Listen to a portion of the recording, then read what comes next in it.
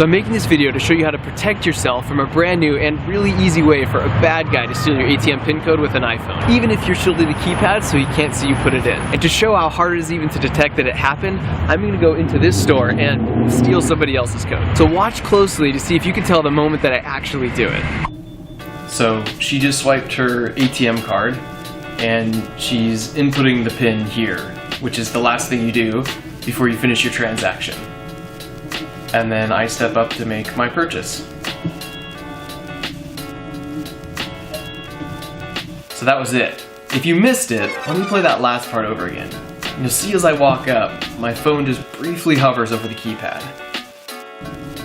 So let me explain what just happened. So what I've got here is a device from a company called FLIR that just came out onto the market, and it clips onto the back of an iPhone and it displays infrared, which basically allows you to see the temperature of things. Here's where it gets interesting. 30 seconds ago, I was sitting on this couch. You probably can't tell where, but how about now?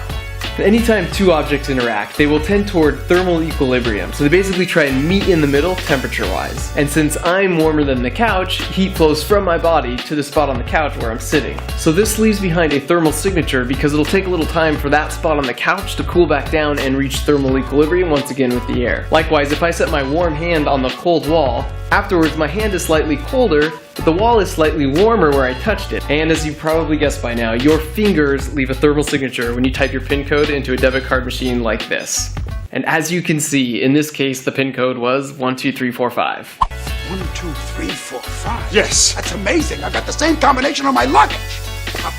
And it gets worse, because since the heat signature fades with time, the bad guy can figure out the order in which the keys were pressed, because the hottest button is likely the one that was pressed last, and the dimmest button is likely the one that was pressed first. So after doing some digging around on this, I was able to find a paper that was published about this method by some researchers at UCSD several years ago. According to their data, they could guess the right PIN code numbers 80% of the time if the image was taken right after. And if the image was taken a full 1 minute later, they still had a 50-50 chance of getting the numbers right. The scary thing is back then, infrared cameras cost $10,000, and it would be really hard to discreetly sneak something of this size into the store. Now, an infrared camera looks like an iPhone case. They're a couple $100, and you can get them at any Apple store.